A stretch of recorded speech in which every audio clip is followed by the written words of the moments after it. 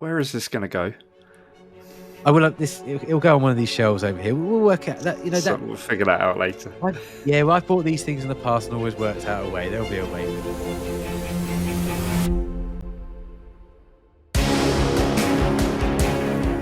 Okay, welcome everyone. This is an impromptu pickups episode. We've already filmed our August pickups episode, but Martin decided that he was going to get a few more.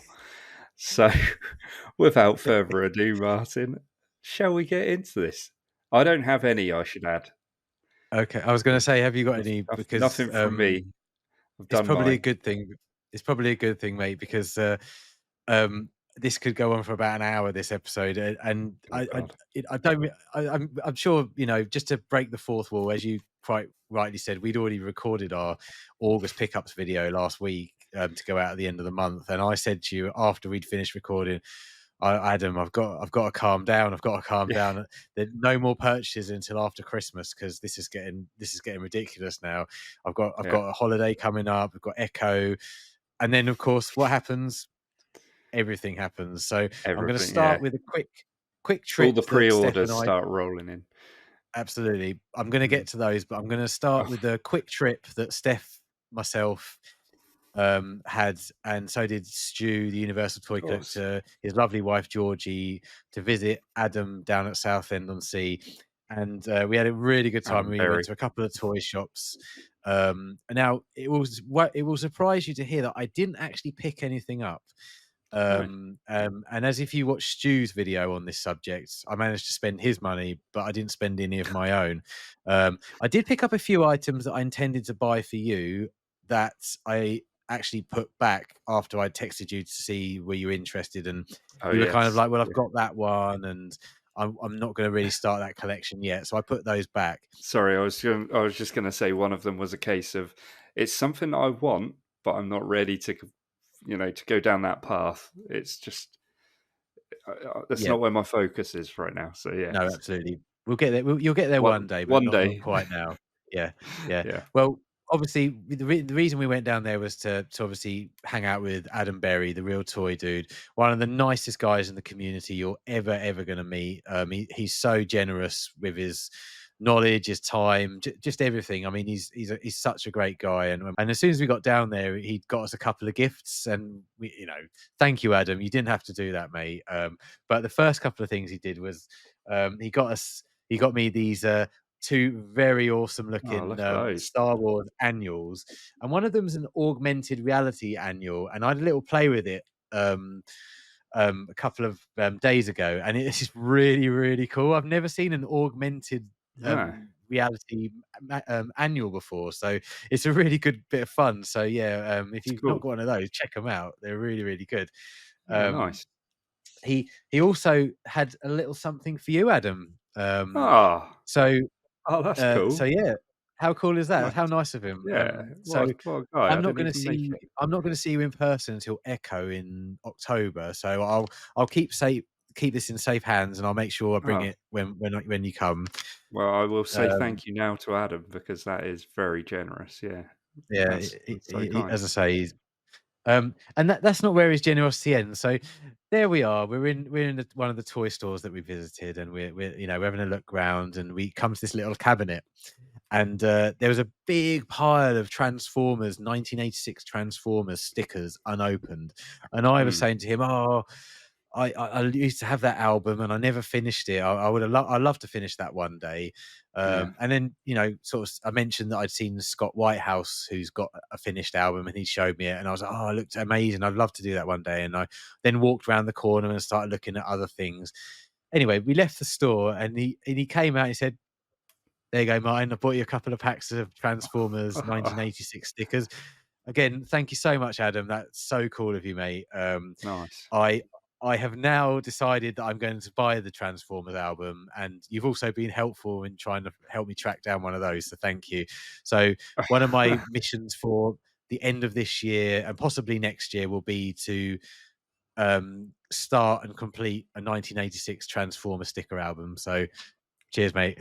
I just want to mention one more thing. If you haven't heard, Adam's running a toy fair on the 27th of October this year at Hadley Old Fire Station. Check it out. I'll put all of the details up on the screen right now so that you can find out. He's doing it with a couple of mates. It's their first foray into a toy fair. Please pop down if you can do and support, because cool. as I say, it'll be a great day. I think all the tables, he said, have sold now, so it's going to be packed full of vintage toys, modern toys, all sorts of stuff. So go and check that out. Right. Top bloke. The next thing, top bloke. Okay. Now, the next, I'm going to go through this quite quickly because everybody's had these. You know, there's no real need for me to spend much time on them. I had TVC Waves 52 and 54 arrive from Star Action Figures, which included the amazing VC316, which is Princess Leia. The VC334 Darth Vader. Now, quick question to people watching. This was released as VC93, this figure, on the same card. Can anyone explain to me why this figure wasn't given the same VC number as the previous card? It's the same. I know it's probably a more updated Darth Vader figure, but essentially it's the same figure on the same card back. So why is the VC number changed, where we've had re-releases in the past where they haven't changed? They've updated the figure but haven't changed the number. So really interested if anyone can help tell me that. Yeah, pop that in the comments. Yeah, absolutely. There was VC149 R2D2, which was great. Re-release VC158 Luke Skywalker X-Wing. I managed to pick up a VC231 Stormtrooper. There was actually some available left because Stu managed to take most of these, I believe, in the country. There was also VC317 Commander Rex. In the other wave, there was VC321 The Mandalorian Judge, which I may or may not have said in the past that I wasn't going to pick up. Yeah. VC31, had to be done. VC318 Kanan Jarrus, VC319 Ezra Bridger, and VC320 Cal Kestis. As I say, I'm not going to linger too much on those because everybody's had those by now. So, just quickly, the Rebels ones, the ones to go with the Ghost later in the year. The Kanan Jarrus is on a Rebels card, but it's not the mural card. No. Not the mural card version. And the Ezra Bridger one is on an Ahsoka card. Right. So it's not Rebels, no. So no, neither of them have anything to do with the Ghost has them all, doesn't it? The Ghost has. Or was it missing some? I felt like it was missing. It's missing two. Yeah, it's missing. Oh God, you're going to test me now. I think it's Chopper and Sabine, and I think, but they are releasing those as well on as a 2-pack. Yeah, with the mural card, so you can purchase those on Hasbro Pulse, I think, which I have pre-ordered, so that you've got the full 6 crew members on those cards. Now, the next pre-order was the Jabba the Hutt playset, which will fit in nicely with the Boba Fett's throne room playset. Now, I did keep the Bib Fortuna, also the fat Bib Fortuna card back that came with that, and sold off the Jabba's Palace set, or the Boba Fett throne room set. However, now I've got this Jabba the Hutt, I'm thinking I might rebuy. There's a bit of regret. Yeah, there is a bit of regret because I'm going to officially say it. I'm now going to start my first ever loose collection diorama, and I'm going to rebuy the. I know. I'm sorry. I'm going to rebuy, because it's still available on Hasbro Pulse, the Boba Fett's throne room set. But I'm going to take out the Bib Fortuna Boba Fett throne, and I'm going to slide in Jabba, because I've seen this on so many YouTube channels and it looks absolutely great. I'm going to buy up some cheap damaged card figures to make loose to put on the diorama, because it's going to look fantastic. Where is this going to go? I will. It'll go on one of these shelves over here. We'll work out that. So we'll figure that out later. I've bought these things in the past and always worked out a way. There'll be a way. But yeah, okay. Just to go back, I did see it on Brett on Fett's channel, and I was like, yeah, I've got to get that loose, because it does look immaculately brilliant in terms of how he's compared it to what it looked like on the movie scene to how he slayed it out, and it looks exactly the same. It looks absolutely great. So another unexpected pickup in the space of a week, basically. That was now the last pickup for this video. Now this has quite a story behind it, and I have to say, Adam, this is your fault. It is my fault. This is your fault. There I'm I a was. little bit jealous, but Yeah. there wasn't any way that I Well, could afford to pick this one up myself. no.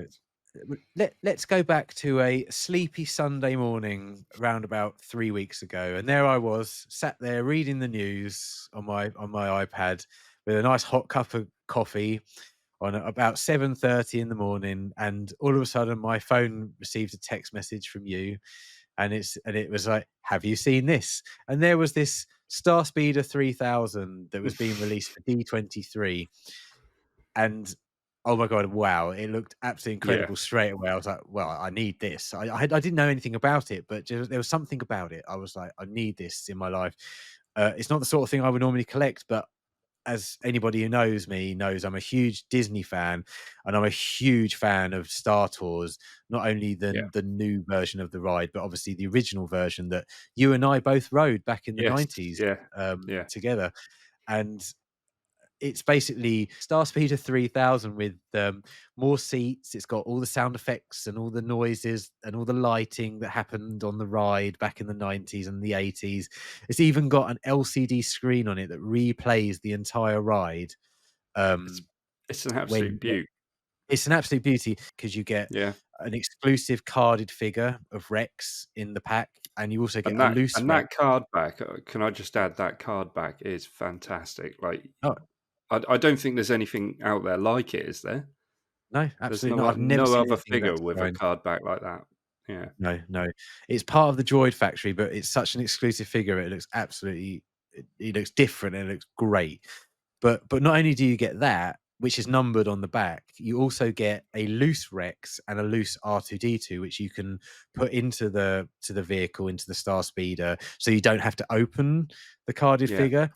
So Genius. you know, it's I mean, wow, brilliant, isn't it? I mean, what a great idea. And so basically, you know, many conversations were had with other people in the community. I mean, I hope Only One Kenobi doesn't mind me mentioning him, but him and I were talking back and forth about both of us needing this vehicle in our lives. How are you going to get this? How are we going to get it? Yeah, absolutely. And the day came. It was a Monday. It was 4 p.m. in the afternoon. I think it was 7 a.m. On the west coast of America when it was going to be put on their website. I had my laptop, I had my iPad, and my wife had her iPad all set up, waiting, you know, in the queue. And I said to her, Steph, I said, "Look, I'll try and get it. If I don't get it, you know, it's not the end of the world. It's you know, it's just one of those things." So there I was. I had my two devices on about an hour before hers, and she put hers on 5 minutes before the queue even started opening up, and she got a much lower number than me, which shows how random it is. So, you know, the more devices you try and use to get in these virtual queues, the better by the looks of things. Anyway, she was like number 4,000 and something in the queue. The lowest on my device was 15,000, and I think the second device was 27,000. Anyway, her 4,000 was fairly quick. I mean, it was within 5 minutes she was in the shop, and we were both like, "Oh," even though she got in, we were like, "Oh well, it's 4,000. I mean, there's going to be none of them left. There's going to be none left." And How we many went onto were the there? page. Sorry, there was. Do you know how many there were? Yeah, there was, because it's a Starspeeder 3000. There was 3,000 in total available. Yeah, that's what I thought. Yeah. So wow. basically, we went onto the site, and there was one available, so we put it in the basket. So we were like, "No, it's when we get to the paying bit, it will say out of stock. It's not going to work. It's not going to work." Got to the pay bit, we paid. It went through. And my mind, you know, for an hour we couldn't talk. We were like, "This is unbelievable." We had no idea we were going to get this. We had no inclination that we were even going to be close to getting one, but we got one. And you know, all of that we went through was nothing, because I have to say a huge thank you. The biggest reason that we got this is because of another friend of ours, a friend of the channel, another part of the collecting community, Matt from Matt's Collection. He was so good in saying that if you order one and manage to get one, you can have it sent to my house, because it was American delivery only. So if you didn't order it, and have it delivered to America, you wouldn't be able to get it. So thank you so much, Matt. I know I've told you many times thank you, but just so I can officially say it, thank you so much, because it was delivered to your house last Friday as we're recording this. You sent some pictures of it for me, which I'll put up on the screen now. I'm going over to the States at some point in the future, and I'll pick it up from you then. So although it's a pickup, it won't be in my possession for quite some time. But thank you so much. And for anybody who's interested in seeing what I've described, please follow the link in the description, because Matt did an excellent unboxing video of this vehicle, because he bought one for himself. Didn't unbox yours.